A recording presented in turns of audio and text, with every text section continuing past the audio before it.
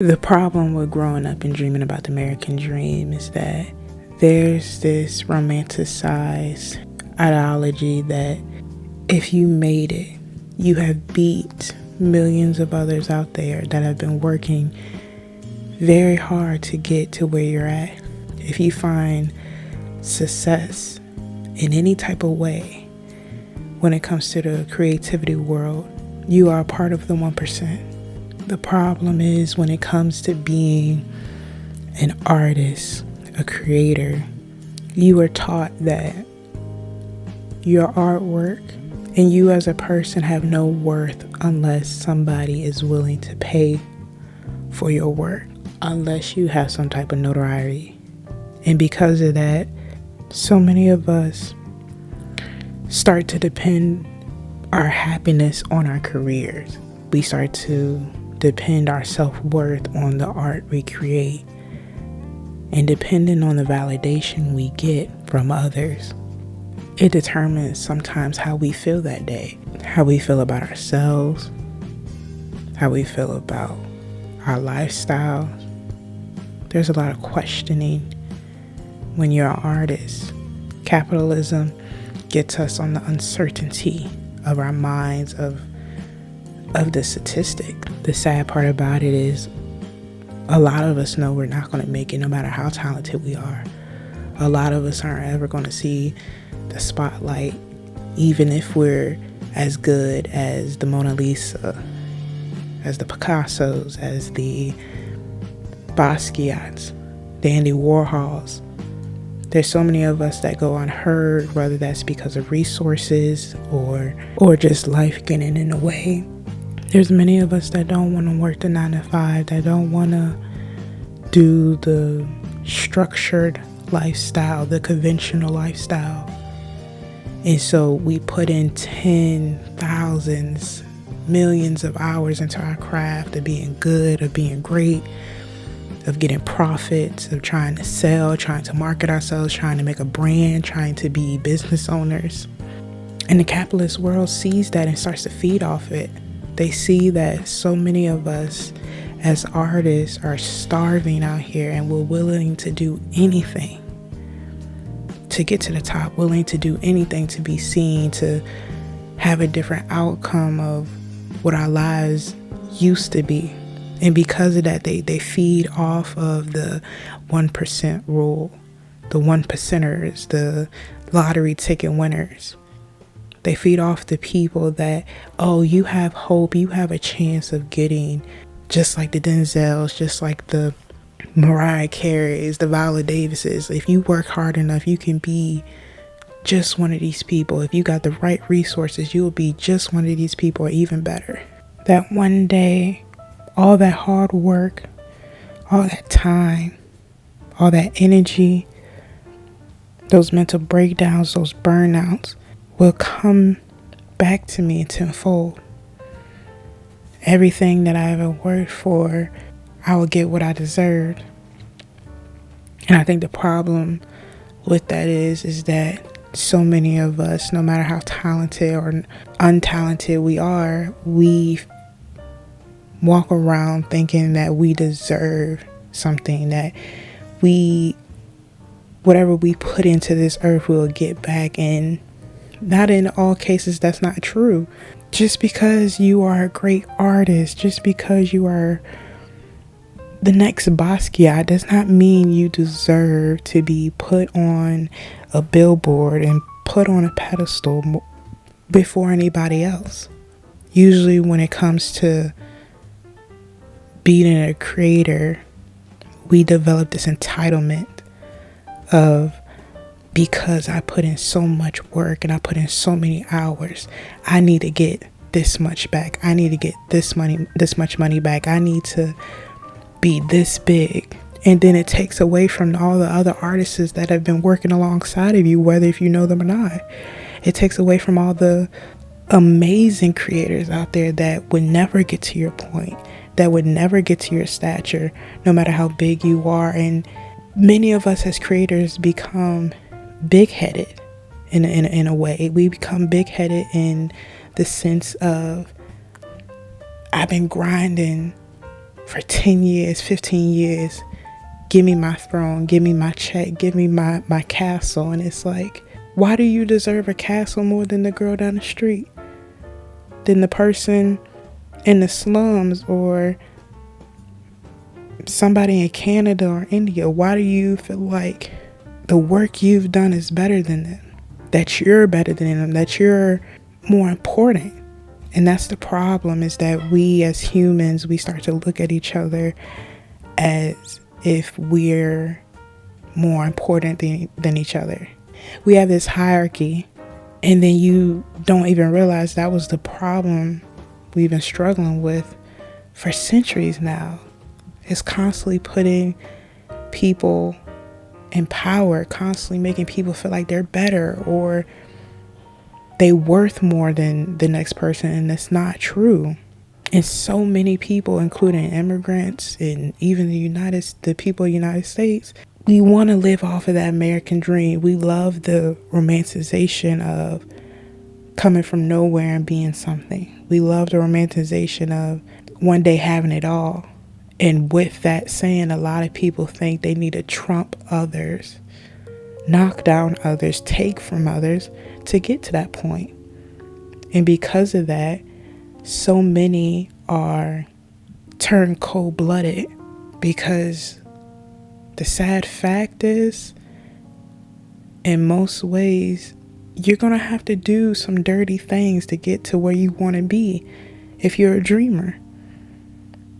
A lot of people I've seen that were kind, that were beautiful, compassionate, that had the biggest heart you would ever meet, and they would turn into these ice cold-blooded people because the fame got to them, because of their stature got to them, their artwork started to sell, they started to become famous, and they started to feel like after a while, all those people that they were grinding with, working with, were nothing to them.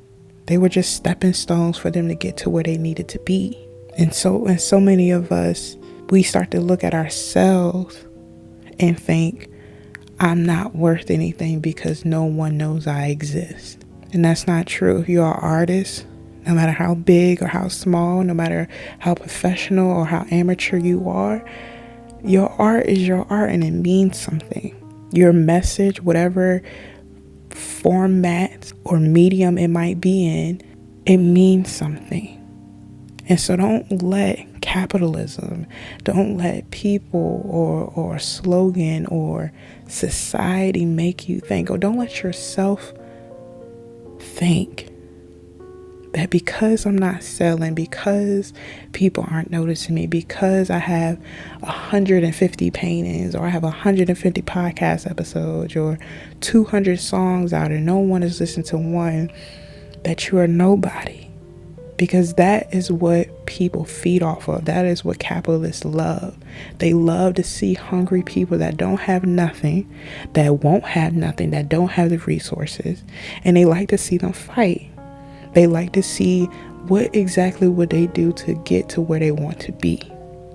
And within that process, you start to lose yourself. You start to lose everything that you stand for, everything that you should be for a paycheck. And I want to let you know, not all money is good money.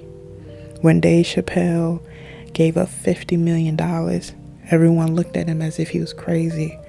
When James Corden gave up $50 million, people looked at him as if he was crazy. Master P said, the moment I was put on, I was offered $1 million for my catalog. I turned it down because I realized if somebody was willing to offer me $1 million, how much am I really worth? It's so easy to live in that 15 seconds of fame.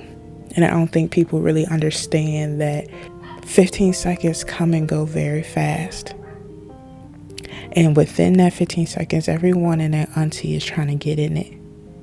And that's why when you hear famous people talk about their careers and they give advice, they tell you once you are put on, do everything you can to get multiple revenues, do everything you can to stay in that fame, because it will come to you and it'll pass you by.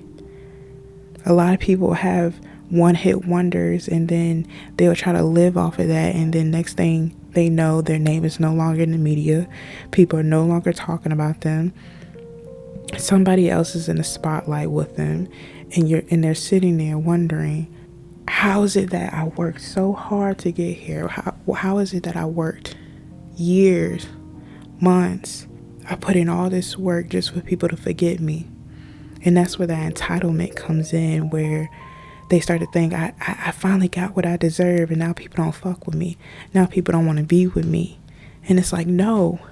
The reason people make it and they stay in the spotlight is because they know that in reality, no one gives a fuck about you.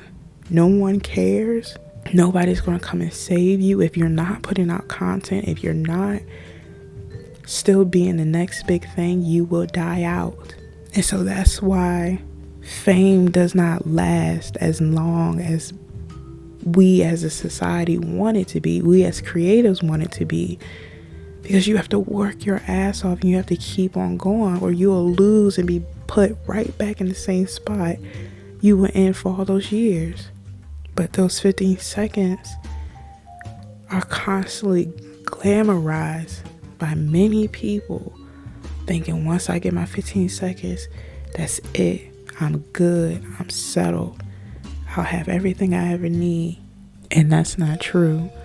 What we really should be looking at as artists, as creatives, is just putting our work out there.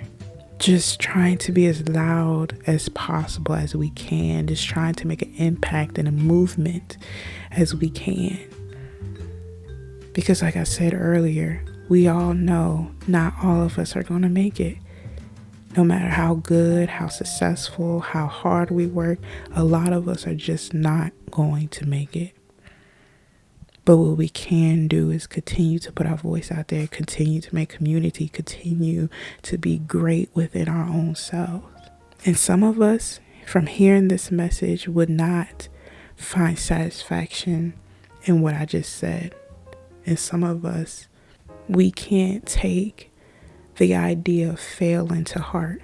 We can't take the idea of putting in all this work and all this hours into believing that nothing will come out of it. But if you change your perspective, not think about the big picture, but think about the picture you can create, you'll find that you shouldn't put your happiness in your work.